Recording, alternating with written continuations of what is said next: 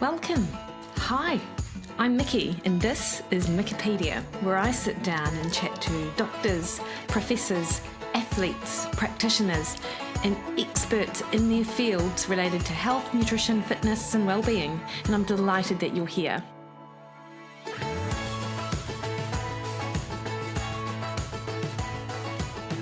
Hey everyone, it's Mikki here, and this week on the podcast, I'm speaking to Dr Nicky Keay about her new book, Hormones, Health and Human Performance. So you may remember Nikki was on the show close to 2 years ago actually, and last time we discussed in depth the issue of relative energy deficiency in sport for both males and females. And whilst we definitely talk about this topic in today's podcast, this time around we take a step back and talk about the role of hormones in health and how they underlie all of our physiology. We discuss how hormones change across the life cycle, the risks associated with cardiovascular disease for women, and how hormones play a major role in that, the diurnal rhythm of hormones and how this impacts on what we might read on our blood tests, how the environment and our health behaviours can both enhance hormone function or work against it, and even the idea of testing hormones themselves may not give us a complete picture of what's actually going on underneath. Nikki is an expert in exercise endocrinology and has such a vast understanding of this topic. I think you'll really get a lot from it. For those of you unfamiliar with Nikki, she's a medical doctor with expertise in the field of exercise endocrinology. Graduating from Cambridge University, she's an honorary clinical lecturer in the Division of Medicine, University College of London. Nikki's clinical and research endocrine work is particularly involved with athletes, dancers, exercisers, with a focus on relative energy deficiency in sport, and with women experiencing perimenopause and menopause. And in the podcast as well, we discuss some of the pros and cons with hormone replacement therapy. Spoiler alert, Nikki is a big fan. So just before we get into the podcast, and I will pop a link to how you can get Nikki's book in the show notes and also contact Nikki directly through her website. I'd just like to remind you the best way to support the podcast is to subscribe on your favourite podcast platform and leave us a 5-star review. That would be amazing because other people would have access to the information that the experts who come on the show are sharing with us. So we would really appreciate that. All right, team. For now, though, please enjoy this interview with Dr. Nicky Keay. Nikki, thank you so much for taking time to speak to me this morning. I really appreciate it. And I was looking through my notes, and it has been a couple of years actually since we last spoke. So it's really great to get the opportunity to chat, particularly in light of your new book. Yeah, well, thanks for having me back again. Is it that long? Wow. Anyway. I know. Yes, I've been working hard with the book, so time has gone past, yes. It has. I was going to say it's that pesky pandemic, but in fact we did catch up in 2020 at the end of the year. Can you firstly, just for listeners who may not have caught the first episode, which of course I will pop in the show notes, can you just give us a little bit of your background, if that's okay? Sure. So I'm a medical doctor, and I've specialised focus on exercise endocrinology. So that means I'm particularly interested at the effects of exercise, or the interaction, should I say, the interaction of exercise and nutrition as well on the endocrine system, the hormones in your body. And the reason I got fascinated in hormones is because they are the most complicated things. I do love a challenge. And also I realise they're very important for people who are doing by the way, when I use the term athlete or exercise, I mean, we're all athletes because I think we all do exercise intentionally to some degree. So I'm not just talking about elites, by the way. So people that want to be fit and healthy, simple as that. People that want to be fit and healthy, my ambition is to try and guide them to that path, both in my clinical work and through my research. I like to find out, do this detective work with the hormones, find out really what's going on. So yeah, following on that theme these past 30 years, yes, I am getting older. I've done various attachments in Australia, Geneva, in sports medicine, and in the UK I was part of an international team, medical team, working out anti-doping tests for growth hormone. But I've done plenty of other research with exercisers, dancers. I particularly love dancing. And more recently, I'm trying to get to grips with the female hormones using mathematical techniques to really understand those. So yeah, that's me. I'm all about hormones and trying to figure out the best way for people, each individual, to be as fit and healthy as they can and reach their full potential. Yeah, no, I love it because, of course, your book, health, humans, health, and other way around. So the reason I did it in this order, by the way, is because hormones are the fundamental. So hormones come first. Hormones determine your health, and then your health determines your potential. So the title is Hormones, Health, and Human Potential. So that's what I've put into the book to try and everything I've learnt over these years, I want to share that with people, because obviously as a doctor, I'm delighted when I work with somebody and they come back and say, yeah, that really helped. I'm feeling much healthier. I'm much, performing to my best. So that's great at an individual level. But I thought, well, maybe there are some things I could tell everybody about these amazing things, hormones, and what they can do to, empower themselves so they know what to do. And actually, one of the endorsers for my book, the lovely Chrissy Wellington, who has won the Ironman, I can't remember how many times, I think it's 5, a lot. Anyway, her endorsement for the book really touched me, because she said it was wonderful the way that I put all my knowledge, all my understanding into the book. And that's literally sums it up. I've tried to put it in there. Don't worry, it's not a medical textbook, but I put it in there so people can, understand and learn and put it into practice, hopefully. And the book also contains what I call hormone stories, which I suppose you would say are case studies. Obviously, they're not exact people. I can't do that, but it will also help people identify. It's like, oh gosh, that's me. Right. Well, that's why that was going on for me. And actually, maybe this is relevant for me. Yeah, completely. And I've got to say, Nikki, I did English. I was quite good at English at high school, and I did it in my first year of university before I figured out what it is that I wanted to do. And I just so appreciated how you really married the arts and the science really well in your book. So it's sort of set up like and I figured it must have been because of your love of dance. And you sort of set it up like it was like different scenes within a show. I'm not sure if I've got the right terminology for, going to the ballet or something, but different acts and different scenes but also exactly, because it's a story. By the way, just to say, I'm glad you picked up on that, because it is a story. Yeah. Yes, dance is my passion. So but I'm not on the hormones are center stage. The hormones are the dancers, the actors, the players, if you will. And so it's got the book's in 2 acts, and then the acts are divided into scenes, equivalent of chapters, but everyone does parts and chapters. So I thought, that's a bit. So I wanted to put my own personal touch on it. So that I'm glad you picked up on that. I had fun with that.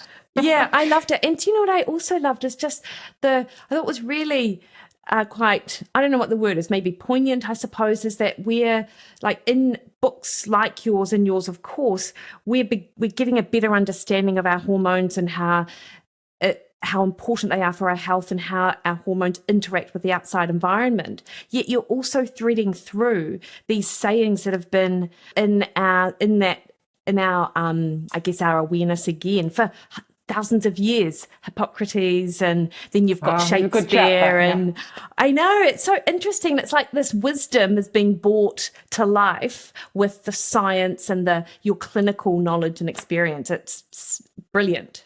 Well, I'm glad that you picked that up, because it was actually, I thought I really want to, put this information so people can experience the pleasure I've had of learning about these hormones. But then I came across Hippocrates, And it's like, you know what? This chap really was onto something. 2,500 Yeah. years ago, he was saying that the surest way to health was through just the right amount of exercise and nutrition.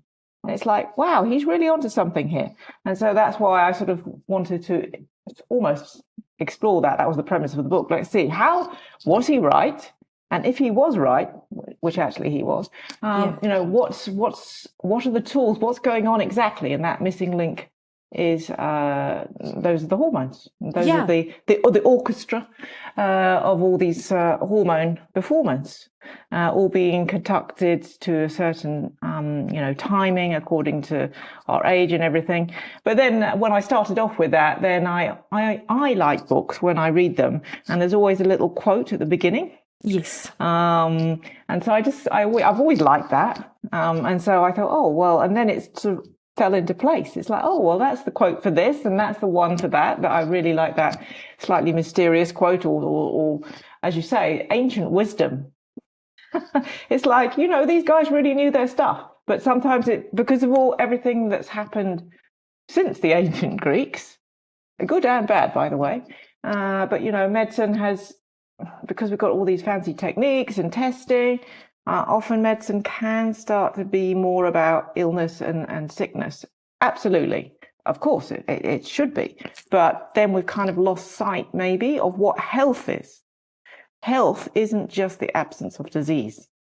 It's the combination of being at your top level in terms of physical, mental, and social health. So actually, that's what I want to sort of come back a bit and say, okay, I mean, thankfully, I know, unfortunately, illness and sickness, that it happens.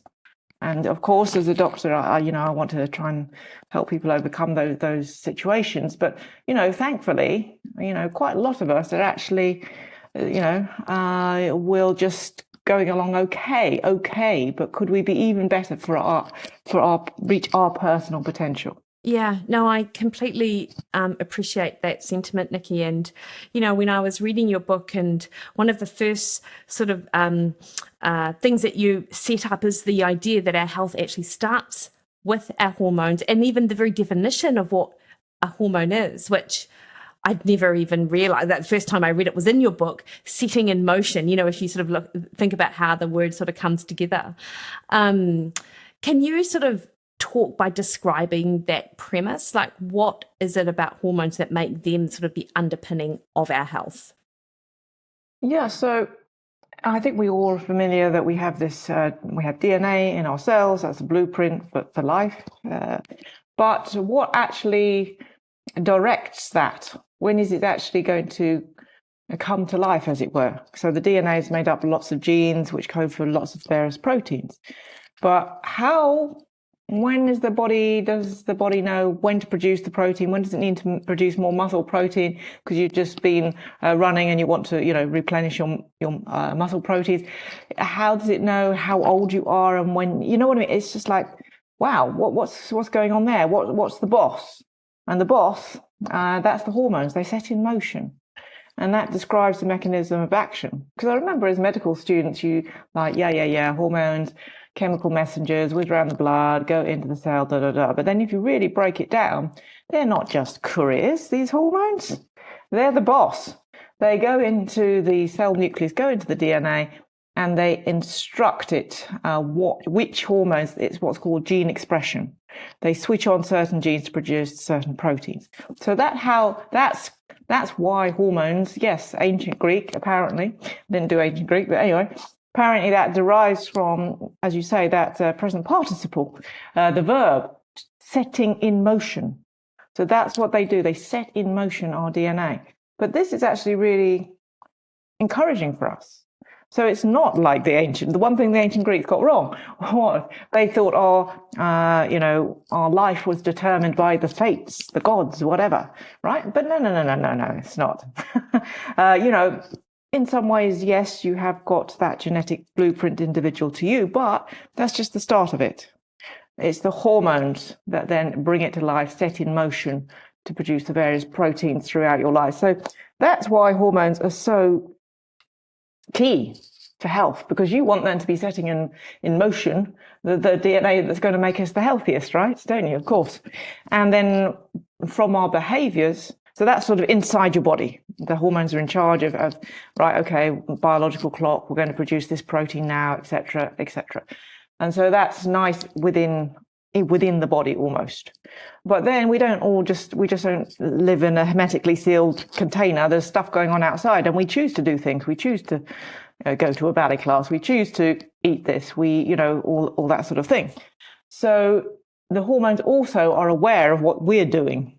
Okay, so they keep a watching brief on not only what's happening inside, but on the outside. And that's really empowering if you think about it. So you can get these hormones that set in motion our DNA, you can get them to work the way you want them to. You can harness them, as I say, through your external behaviors, which brings us back to Hippocrates.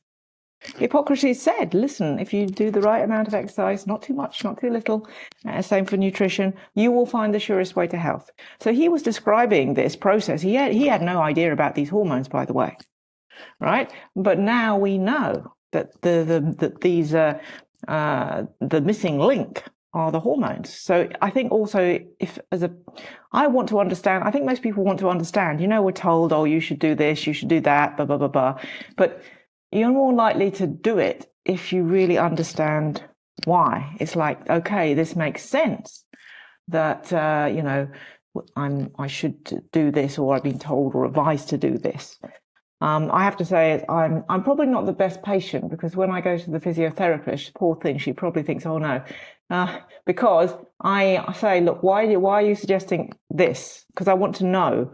So she's fine. She knows me now. It's like, oh, well, it's this muscle, blah, blah. She explains the detail of why she's recommending to do this. And then I will do it. But you know how it is. If you're just given a list of things, this is what you've got to do. I'm not that motivated, because I want to understand why. So that's also what I'm trying to convey in the book, so that people understand, why it's important to be aware of your behaviors and match them for you and what you want to achieve. Yeah. Do you think, Nikki, because when I was reading the book and you described sort of changes across the life cycle, and I just think, you've got 30 years of study and research and an interest and passion in this area. So you're, of course, motivated to learn more. Whereas if I, as a 45-year-old woman, go to my doctor, like, they're not going to have your background necessarily. Well, they're not going to have your background, but your passion for hormones. So that sort of level of understanding and why. And I guess you can't speak to the New Zealand experience, but in your neck of the woods, do you think physicians have the level of knowledge that they should have in order to understand this stuff?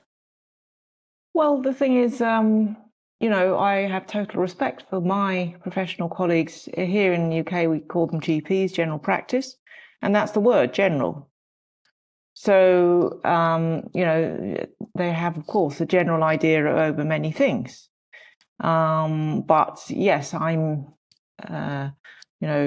more of a specialist in hormones. So, you know what I mean? It depends on the type of doctor. I'm not a surgeon, for example, and the surgeon that did my hip replacements, it's like, wow, I totally respect what he's doing. So you see what I mean? It depends on the doctor, although probably, if I'm absolutely honest, there probably are some areas that even my colleagues in general practice need to brush up on, shall I say.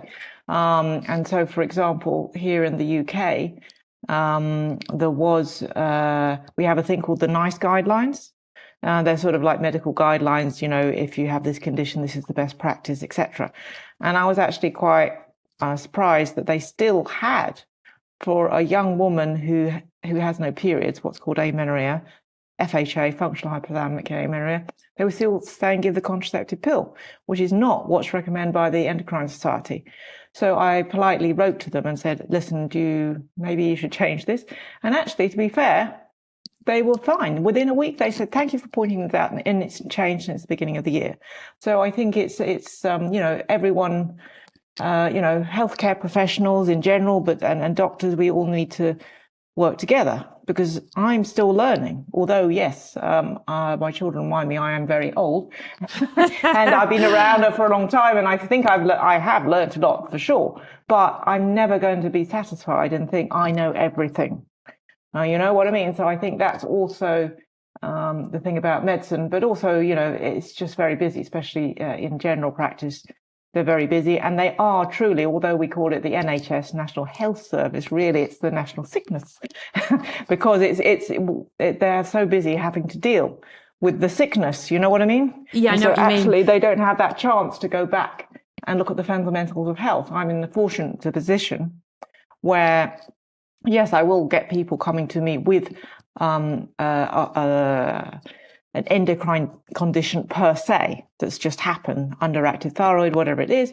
But there are lots of people I see who are coming to ask my advice. I run virtual clinics, who's saying, look, I'm not ill, but I'm just not, I don't feel I'm quite right. Or I feel this, I'm not where I want to be. And so that's the distinction between medicine and sickness and medicine and health. Yeah. So I think that's probably what it stems from. But also the book is it's not meant to be that you go and tell your doctor what to do, by the way, but at least you have got the tools now and the understanding. You can get on with a lot of stuff yourself, right? Preventative medicine, if you will, or getting to your optimal. And of course, you still need your doctor if, stuff happens, accidents happen. My husband toppled off his bike and broke his pelvis, and the surgeon had to fix it. So things happen. You do need the doctor, of course, there if something happens, but you can do a lot yourself.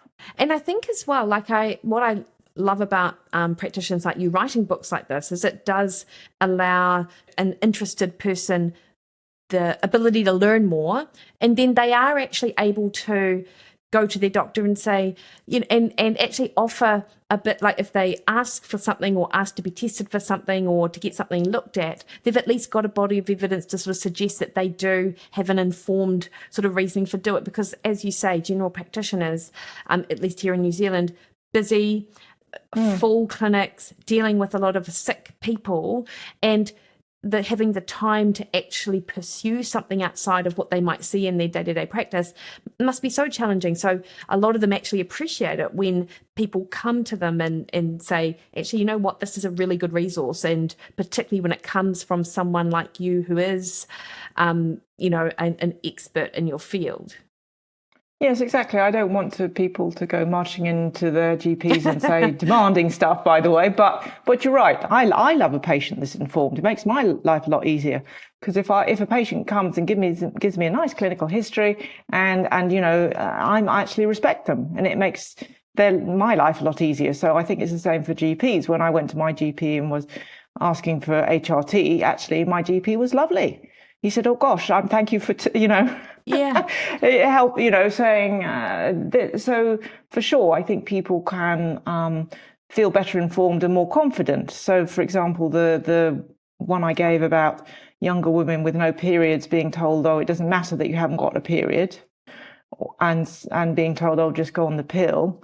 Now they can go in more confidently and say, "Well, actually, that's not normal physiology." And, again, either quote my book or better still, the book's got lots of references, as you see. Better still, say the Endocrine Society guidelines, and the NICE guidelines say, don't give me the pill. So, sort of politely point out. And the same we talked about, the lifespan, and, for women and HRT reaching the perimenopause, menopause. Again, there's a lot of misinformation out there. And again, busy GPs, it is tricky. It's a full-time job trying to keep up with everything. Yeah. So if you have done your research, read it in the book, looked at the references that I've given, then you can go in there with more confidence and asked for, if you made that decision for HRT, for example, or you feel at least you've got a good grounding in understanding, so then you can go into the GP rather than starting from scratch. You're feeling confident that you're now ready for that discussion, and maybe asking for a prescription, Yeah. Nikki, can we just touch on those examples? Because I wonder whether people will even be familiar with what the issue is around something like using the pill to mask no period, and of course, just the HRT and some misconceptions or potentially different choices women have. Can you help describe that for us? So, a woman, reproductive year, so that's from the age you start your periods, called menarche, to the age that your periods stop, that's called menopause. I mean, that's a lot of years, from average 12 or so to average 51, right? So throughout that time, every woman should have reasonably regular periods, unless you're pregnant. So if your periods stop, and I'm talking, you're not on hormonal contraception, okay, by the way.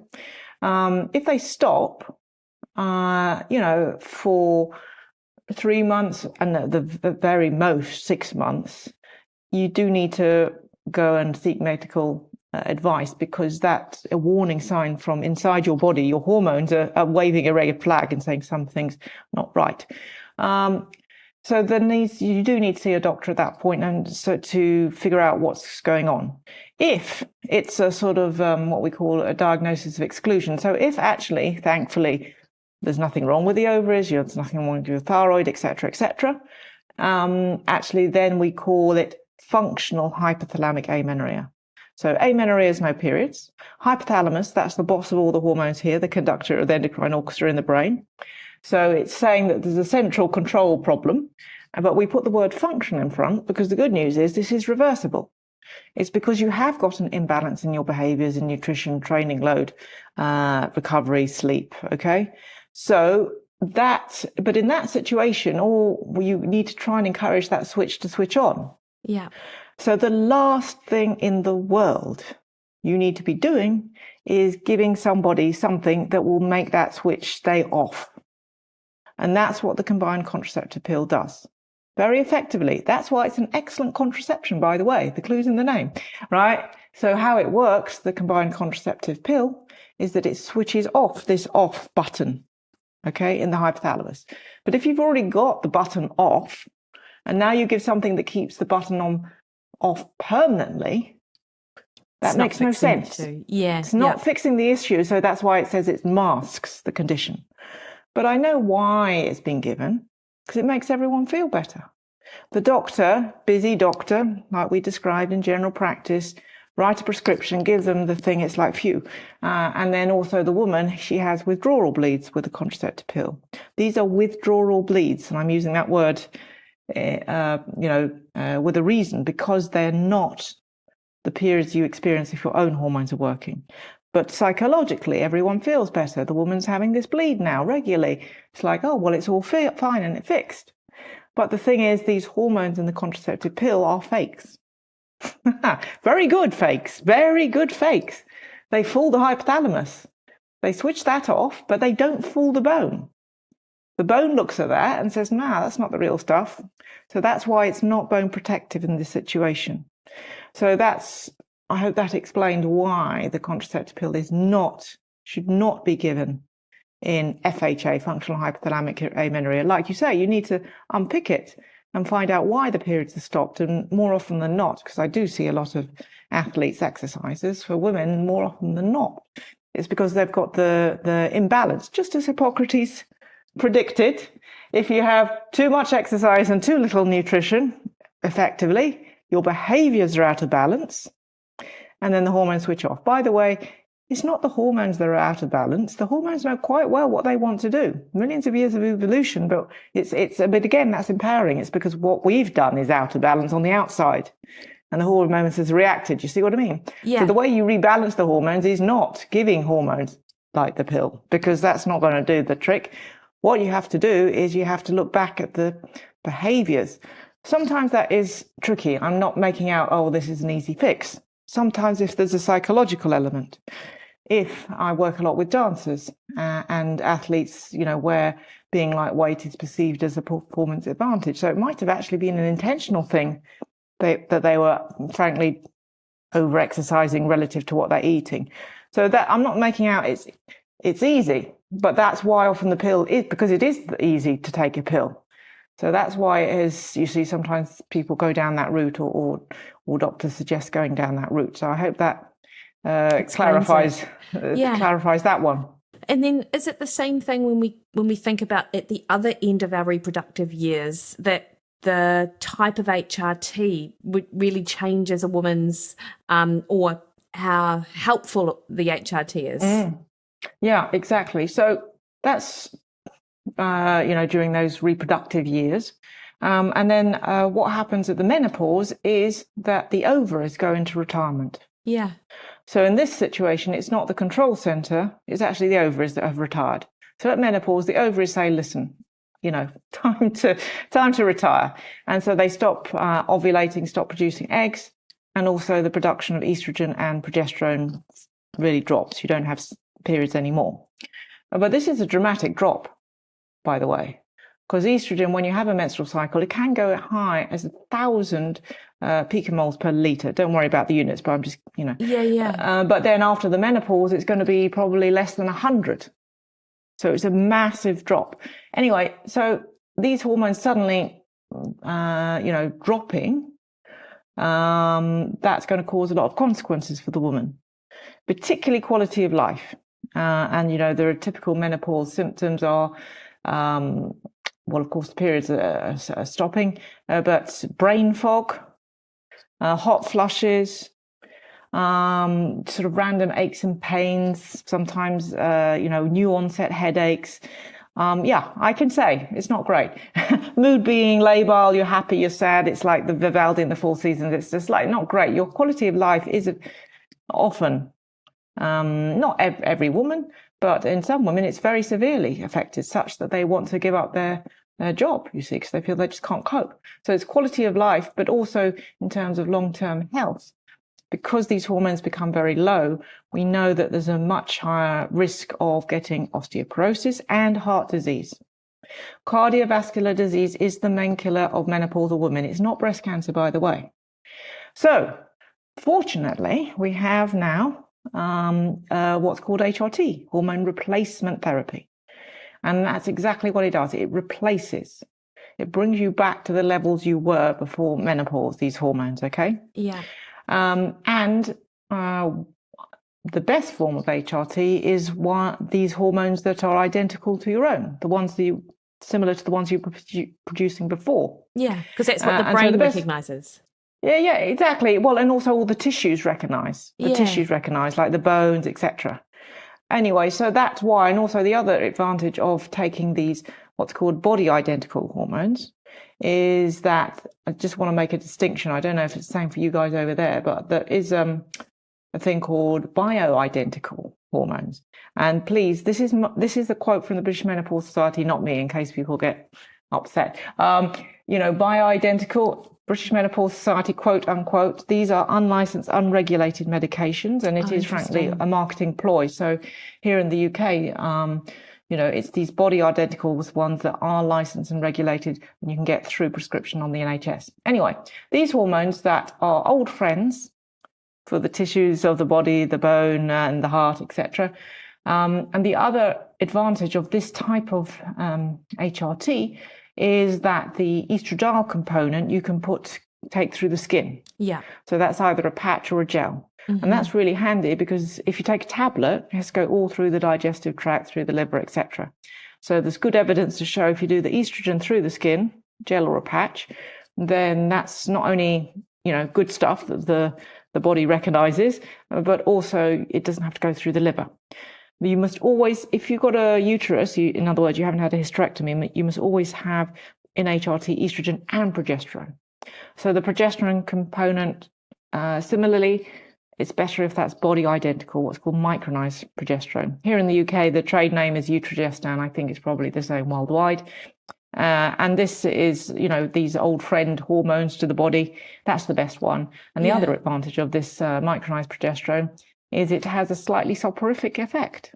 So if you're having trouble sleeping, they say take it late, last thing at night or late at night, and it might help improve your sleep.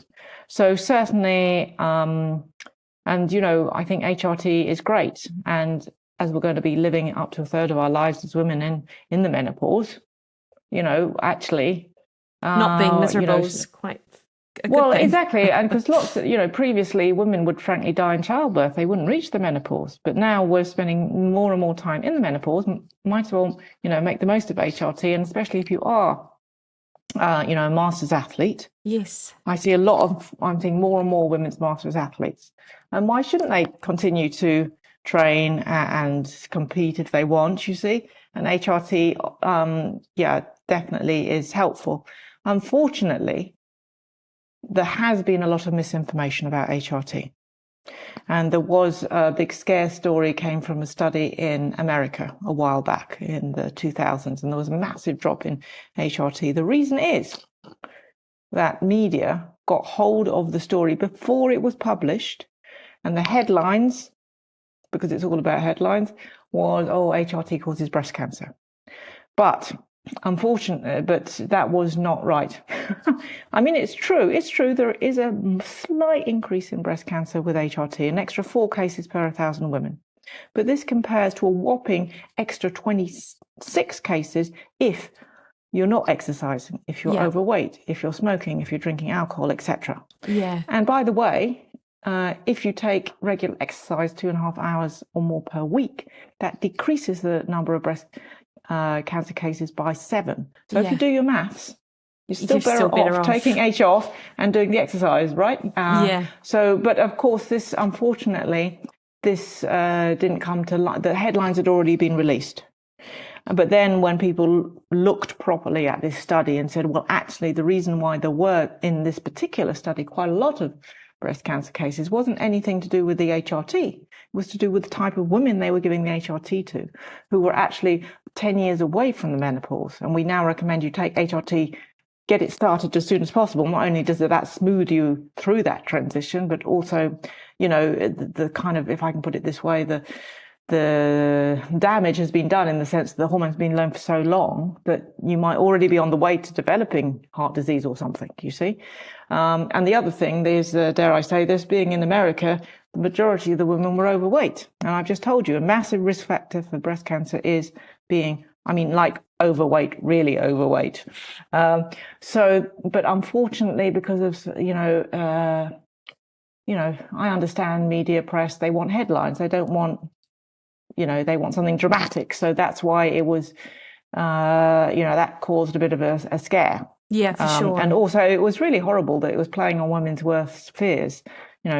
Breast cancer, it does make you a little bit nervous, doesn't it? But then also, again, breast cancer, thankfully, it's not breast cancer. It's cardiovascular disease anyway, which is the main killer. So there was a lot of problems there. Yeah, and I don't think that's particularly well known, actually, that cardiovascular disease is one of the leading causes of death. What is it about going through menopause, if that's what it is, that increases a woman's risk of CVD? Yeah, well, listen, it's this estradiol, most active form of estrogen. This is good stuff. Yeah. This is really brilliant. This is a brilliant hormone, may I say. Not only is it, I think everyone's sort of familiar with bones. It's very, very good for your bones. For men as well, by the way. But also not so talked about is it's actually very good for the neurological system, for your mood, for the brain. Hence the brain fog, by the way, when your estrogen levels go low.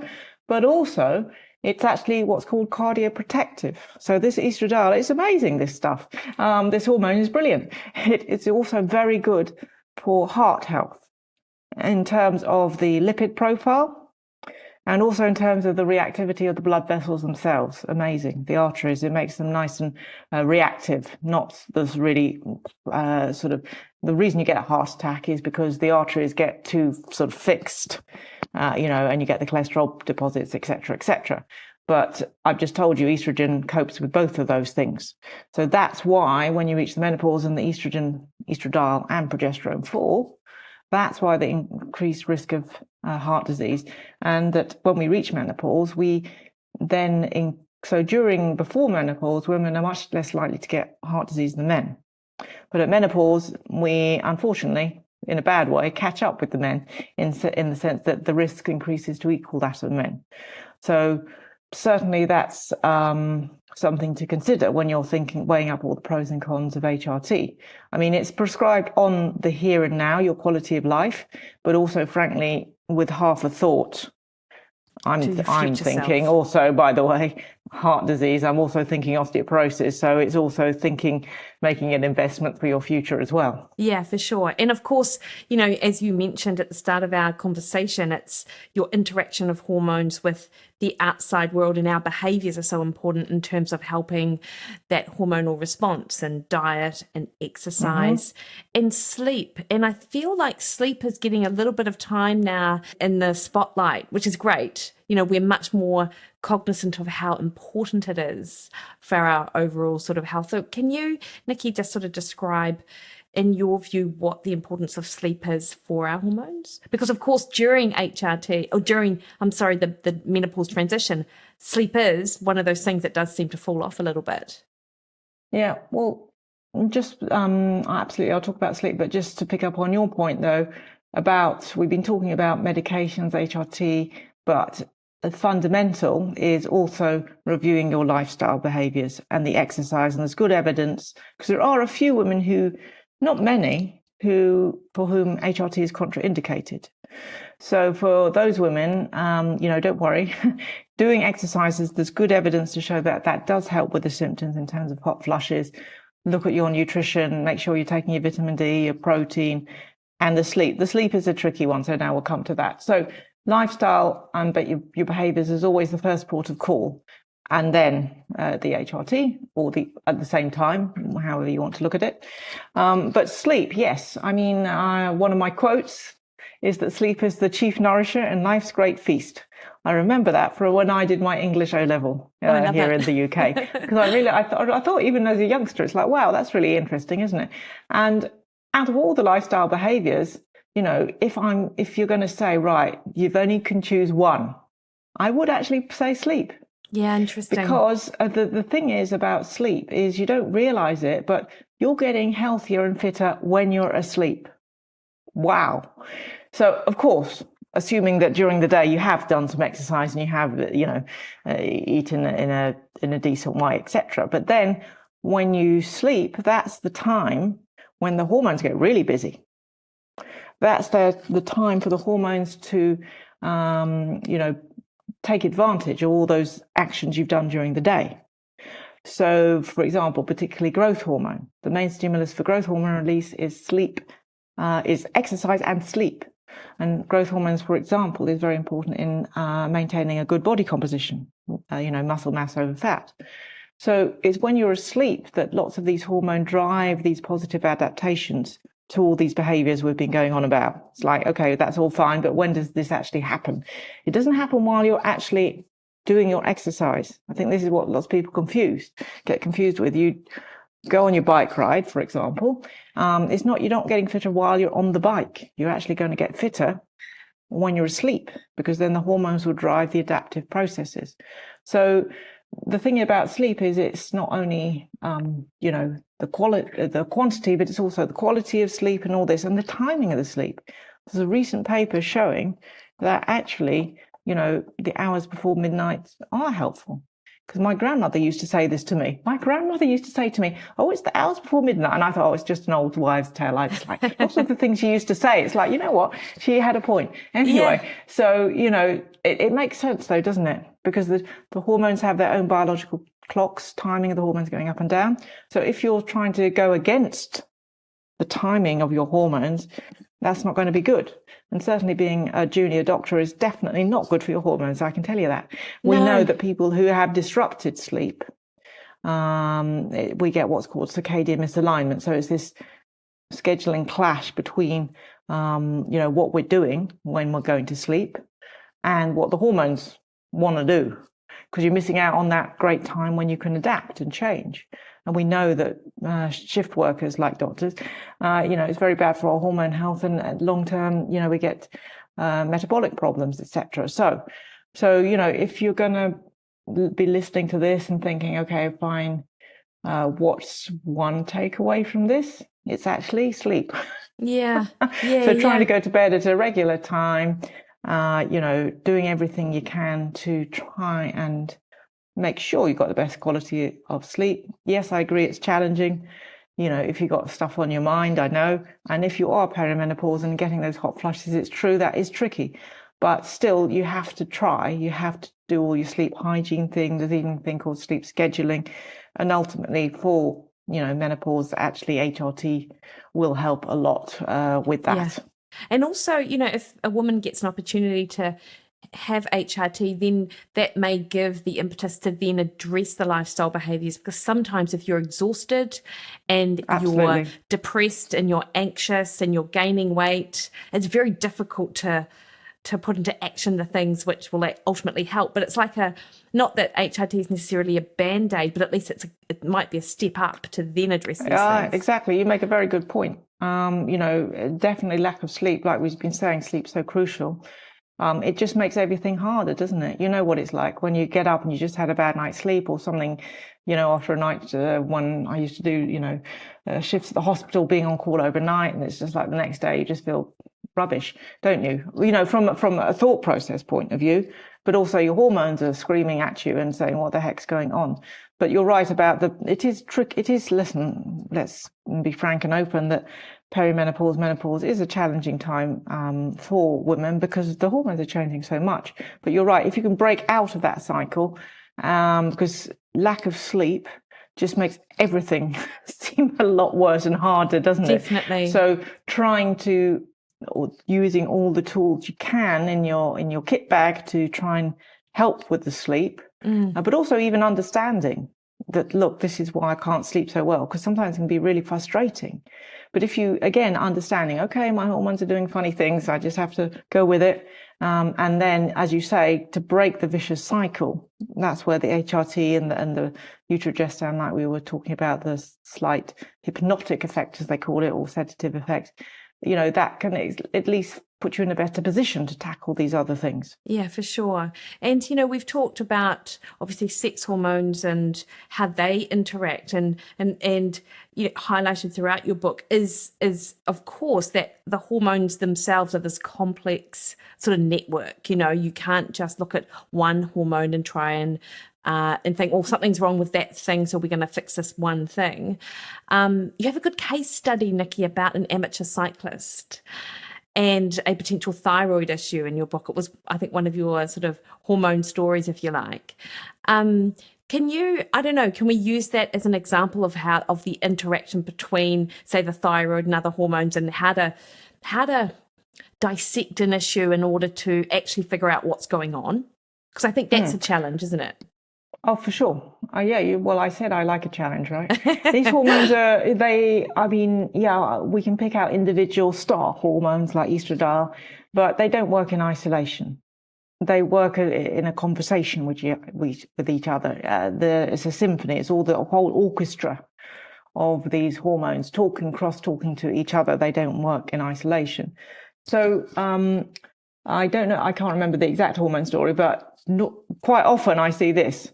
And let's talk about men for it, because in case they feel that we're just focusing on the women. Yes. Exactly. Listen, the female hormones are amazing and great, but anyway, men have hormones too, by the way, and not just testosterone even. So I see a lot of male cyclists, where they're trying to. They believe that if they're lightweight, they can win the races and everything like this. And it's true, physics, gravity, if you are lighter weight than being heavy, it's true, you can get up a slight incline. But there does come a limit to that sort of equation, that payoff, if you will. Because if actually you're restricting your food intake and you're so lightweight, then actually you can't produce that power. So you won't get this power weight benefit that you're sort of pursuing. For. Yeah. Exactly. But if you're in low energy availability, as we say, which means that actually there isn't enough energy in the system to maintain all the hormone networks, energy will be prioritized to cover movement. So you will still be able to get up the hill, but just very slowly. then the body's got to do something. It's in an emergency situation. It will go into eco mode. So it will dial everything down. So for a male cyclist, that will definitely be testosterone, chaps.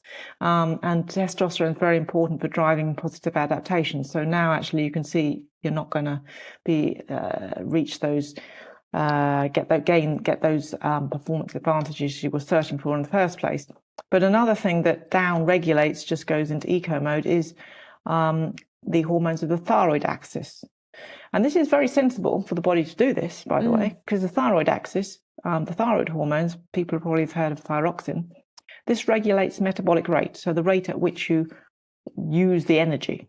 But if you haven't, it's like driving the car. You know, when the red signal goes on that you've got not much petrol in the tank, then actually you can make that last longer by going slower, can't you? Yeah, right. Yeah, good call. So this is exactly what happens with the thyroid. It's gonna dial down. So if you look at the thyroid blood tests, you will see the thyroid hormones, all of them, because they have a control one called TSH, thyroid stimulating hormone. They have T4 and T3, thyroxine, and the T3, the active one. So if you look at all three of those, in this situation, this male cyclist who was in low energy availability, I saw lower range testosterone and I saw lower range thyroid hormones across the board. This is not a thyroid problem. If you hear about people, an underactive thyroid, this is where the gland in the neck producing thyroxine, that goes on strike. And so then you have no option. Yes, you do have to give thyroxine. But the problem here is in the central control system. We've been talking about hypothalamus pituitary. So I can see that is a problem, that everything is dialed down. Okay. So in that case, just like with the pill in women, you wouldn't give the pill if everything is dialed down. You shouldn't give thyroxine in this case, because there's nothing wrong with the thyroid gland. The problem is, like we said, the control switch at the top. So again, it's like with a female athlete, you need to work on the behaviors, on the balance of the behaviors to regulate the hormones. You can't artificially balance, whatever that word means. It drives me mad. Balance hormones. That's anyway, not a medical term. So this is, I think, the example you're alluding to. Yeah. But to the inexperienced eye, you look and you think, and you might say, "Oh, thyroxine's low. I should just give thyroxine." But no, you have to look at the overall picture. Well, number one, you have to listen to the person. You have to ask them. So I would ask the cyclist. It's like, okay, you say you're feeling tired. Let's go through your training load, your nutrition, and then you can pretty much guess what's going on. And then you look at all the blood results, all the hormones, what's going on, and you get this picture. You build up the picture, and it's like, okay, and then I explain that to the person, to the cyclist in this case. It's like, look, this is what's happened. And then if they understand, oh, but I've been told that I should have thyroxine. It's no, I'll tell you why you shouldn't, you see? And I explain it. And then it's like, okay, now I understand. Now I'm much more likely to put into practice the advice you're giving me about the training lad, about the nutrition they didn't realize. But if you have an understanding of it, then they're more likely to, be able to, try and rectify things.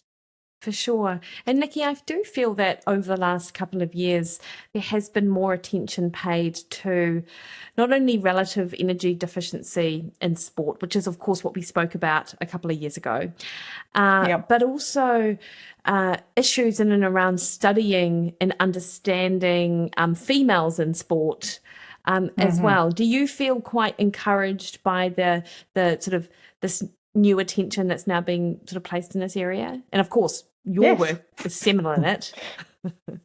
Yeah. Well, not before time, one could argue. And in fact, I'm doing a talk with the lovely Chrissy Wellington in a few weeks here in London. And she said, yes, we must discuss that. She said, yeah, when she was, a very young triathlete, she said, yeah, people didn't talk about periods and stuff like this and didn't take it as a thing, but actually for a woman, how her hormones vary is beautiful, apart from anything. And it's also a sign of health to have periods. This is your free monthly medical check. Wow. Why wouldn't you take it as a training metric? Right? Gwen Jorgensen, the triathlete who won the world champs, I think, an Olympic medal, if I'm right. Anyway, she tracked all her, this is a couple of years ago now, she put publicly, which I thought was very brave of her, thank you, Gwen, that she was having regular cycles and using it as a training metric. So I think women should, remember that, we should talk about periods and let's just talk about them. Like, what's your power data? It's like, what's your menstrual data? Let's just see what's going on. Use it like that. And also, be honest and say, yes, sometimes women, the menstrual cycle, it's not a problem. I was fortunate. I might get the occasional cramp, but really I was fine. But, some women do, because everyone's individual. Some women actually do struggle. They have really periods that, the menstruation bit, which is actually troublesome, and they can feel not so good during the luteal phase after ovulation. So again, we have an open conversation. We say, listen, periods are good, number one. Yeah. Secondly, the menstrual cycle, sometimes it can be problematic, but the point is, if something's problematic, you don't just ignore it, do you? Let's address it. Let's look at it. Let's track it. Let's write it down. Let's discuss. Let's see what we can do. And this is what I do in my work with I'm medical advisor to Scottish Ballet, for example. And when I started there, I was like, okay, where's your menstrual tracker? Oh, we don't have one. It's like, right, we're going to have one.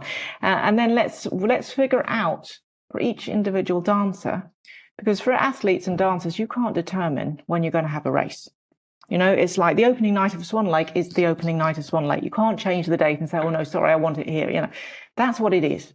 But if you can plan in advance, and you say, oh, goodness, that's going to fall during that bit of the period when I often have problems. It's like, let's talk about that months before. Let's figure out what we can do so you can be confident. Because, athletes, when you're setting up all your equipment, you got to, okay, the bike's all nicely set up. I've got a household of cyclists. I know they're obsessed about cleaning bikes and all this sort of thing. For a dancer, you make sure you got the right point shoes, etc. So you do all the equipment stuff. But what about you? What do you need to be prepared for? So that's why I think it's great that we are talking more about the menstrual cycle and also accepting that it will be very different for different women.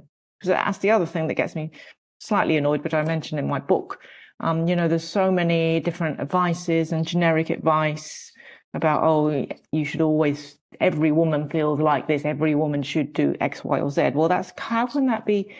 That, listen, if you think about it, it's like, nah, that can't be right, because we're all different. We're not clones, are we?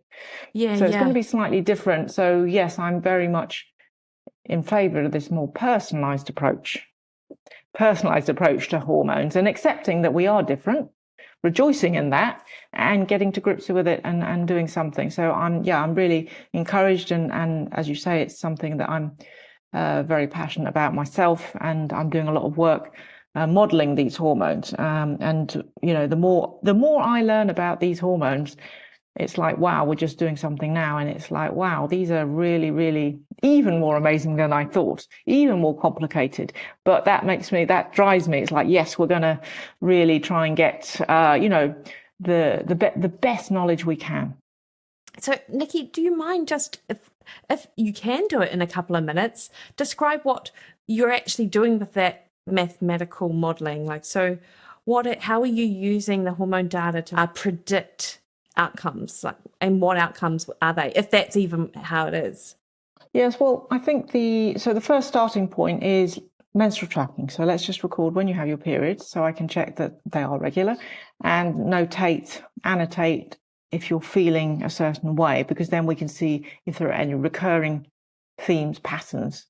But what would be really lovely if we can match that up with what's actually happening, what the hormone levels are, you see? Yes. Because it's very difficult to distinguish between REDS, relative energy deficiency in sport, and perimenopause, because lots of the symptoms, if we just went on symptoms, very important, the symptoms, but they can be confusing, and it could be either way. So it would be really lovely if we had more detail about the hormones. And blood testing is the gold standard as it stands, right? So that's simple as that. But there's no way we can ask a woman to do a blood test every day of the cycle. That's anyway. I know I don't want to do that. I would say so. I never do. I would never suggest something that's like, no, I'm not doing that. Anyway, so this is where the mathematical fancy maths comes in. That if we can take a limited amount of samples, we could predict, we can model using fancy maths, artificial intelligence techniques, what this woman's fluctuations in hormones might look like. Yeah. So we've done some early work in that, and now we're looking to make that even more refined, even more accurate, and mashing it up for the woman and all of the other. I think the important thing is that it's very exciting, and I love it. All the fortunately my husband's a mathematician, so that also makes it very handy. Anyway, so I love it. Looking at all this detail, but then we always have to remember why are we doing this? Yeah. I love it for the intellectual challenge, but it's got to be practical. So we must always put it in the context of what the woman's feeling and what's going on. But it just gives that extra level of detail for the woman. And again, the more information and understanding you have as an individual, right, it does empower you. It just makes you feel, okay, you need to understand it and appreciate it, and then it makes it more likely that you're motivated or able to make any changes that you need. And then, of course, then you can go back and repeat this and see, and then it's always encouraging to have a feedback yourself. It's like, okay, I did these things that Nikki suggested, and now, yes, number one, hopefully you do feel better, and number two, we have the evidence that this has an effect. So it's just like an athlete training. The coach suggests you do something or other, and then you do it, and then you do a repeat, whatever it is. I remember my 400-meter time trial test for swimming. Anyway, you do it, and you see, oh, have I improved? You want the data and the evidence to show that that's worked. So the similar thing here, we can quantify what's going on. And no, I love that, because it's like you can then also, of course, track everything that's going on, and so you can sort of marry up, a heavy training load with a particular symptom, and then, as you say, like if you can make changes there, and then potentially the outcome will be different. So that's, the more information you have, the more informed Absolutely. You can be with your decisions, for sure. Exactly. And monitoring as well, by the way, is the for thing. Sure. Because that's the other, just to mention that quickly, if I may, that sometimes we want a quick fix. Yeah. And you do one thing, you do one hormone test, one something, yes. and you think that's it. Yeah. Whatever. But actually, it is literally a lifelong work for you personally, that you have to monitor these things to see how they change. And also you will have to change as you go through your life. So, my husband, I know he would love to be 21 again, but, it's not going to happen. So you have to change what you're doing to match what your body's doing. Okay, so I think when we talk about monitoring, we're talking about, big time scales. Yeah, right? yeah, like decades, years. Yeah. I mean, I'm not suggesting you need to do a blood test every day of your life, but what I'm saying is that putting it in the overall context, it's get to know your body. Yeah, that's a great way to put it, because a lot of people might just go to the doctors on a random mid-morning or mid-afternoon and get hormone tests because they think something's wrong, and then that potentially isn't actually giving them a very good picture because of the potential diurnal rhythm, or for sure. Yeah. Now, Nikki, finally, just to you mentioned briefly 3 sort of dietary related components that we should be aware of. And it is big picture because everyone is different. But I wondered whether that was because, in your experience, protein, vitamin D are things which people are potential sort of starting points in the diet if things are awry. So are these the important things you see in the diet that we need to be considering?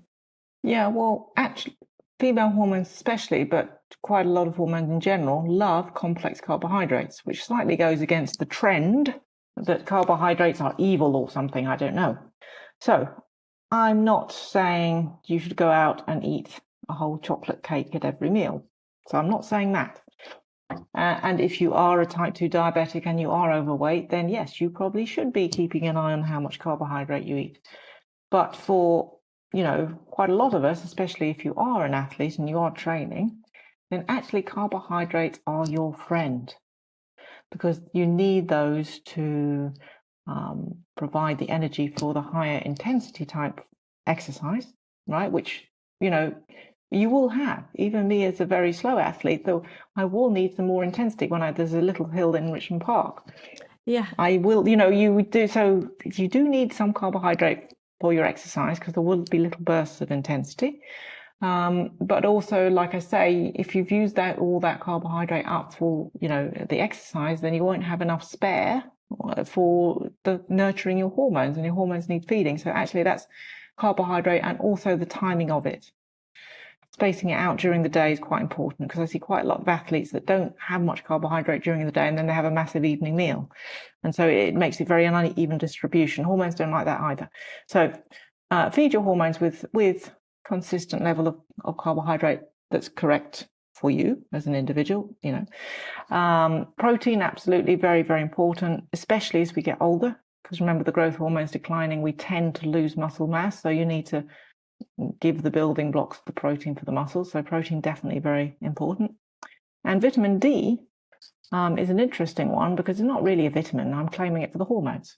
It is actually a hormone, and also it's really strange because you can only get a certain amount through the diet. Unlike most vitamins, you get it through the diet. It's actually the action of sunlight on your skin.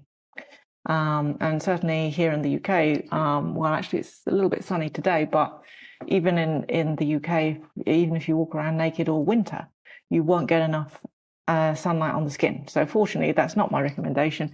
And you do have to, it's recommended here by Public Health England, we all take vitamin D at the very least during the winter months. Personally, I take it all year round, actually, unless I go on holiday. We do, our annual cycling trip to Mallorca, and I don't bother to pack my vitamin D then, to be honest. But generally, keeping an eye on that vitamin D, because it is actually a hormone and has so many effects throughout the body on bone, muscle, immunity, and well-being. Yeah. So that's something very, very simple that's often overlooked. So probably that's another thing. Maybe listeners, the sleep and the vitamin D. Are you taking supplements? And if you're not, certainly during the winter months, at the very least, you should. Yeah, and New Zealand is the same with winter and it's the same, exactly. Yeah, for sure. Nikki, you've been amazing. I feel like we've almost done this whirlwind tour of sort of picking up major sort of like points in your book. Can you please point people to where they're able to purchase your Hormones, Health and Human Potential book? Sure. Well, it's available on Amazon worldwide, but also if you want to, you can get it direct from my publisher's website, Sequoia Books. So either. I hope everyone enjoys it and leave a nice review. No, I'm slightly. Yeah, no, I love it. Nice. Anyway, so that's where you can get it from, and it's a book. I think you can read it as you want. Yeah. You can read it from Act 1 through Act 2, or you can dip into it. You can think, okay, I'm just going straight for that scene about, middle age or whatever it is. You can go straight in there if you want to certain things. It's up to you, but then you have it there, and you can dip into it or read it cover to cover as you wish. So available at either those places, Amazon or Sequoia Books. Maybe you could put the link there. Yeah, we'll totally but otherwise, also on my own website, Nicky Keay Fitness. I've put a new page saying book, and that also has got the links where you can purchase the book. And if by any chance you're in the UK, I've got an event on tomorrow. We did one yesterday in Cambridge University, which was great. Amazing. Had a great turnout for that. And then tomorrow I'm at UCL, University College London.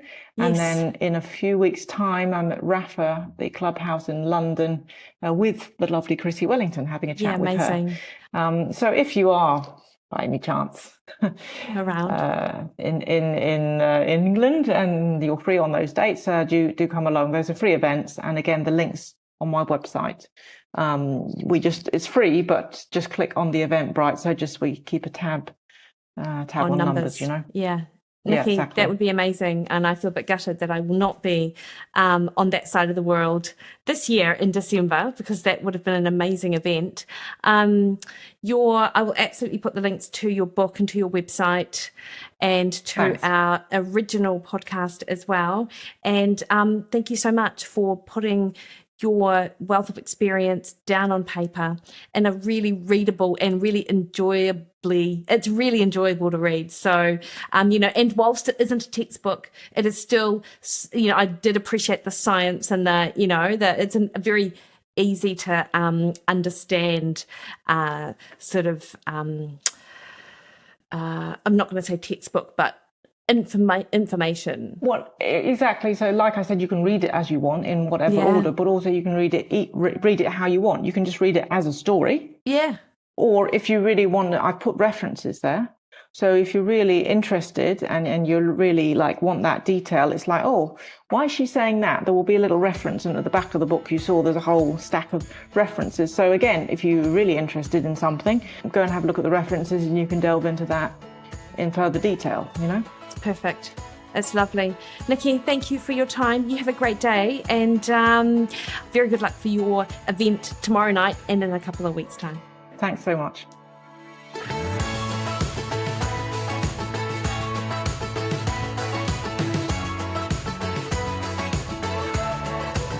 All right, hopefully you enjoyed that interview. She is such a wealth of information, and her book is beautifully written. So for anyone who really does appreciate English along with science, I think that you'll really love it. And as I said prior to the interview, we will pop a link in the show notes to Nikki's new book. Next week on the podcast, I have a conversation with an old friend of mine, Dr. Greg Brown, all about hyperbaric oxygen treatment, or HBOT.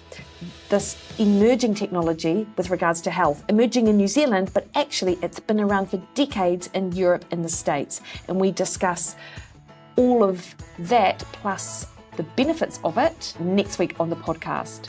For now though, you can catch me over on Facebook at Mikki Williden Nutrition, over on Twitter and Instagram at Mikki Williden, or head on over to my website Mikkiwilliden.com, where in addition to booking a one-on-one consult with me, you can sign up to any one of my nutrition related plans. All right team, you have a great week. Speak soon.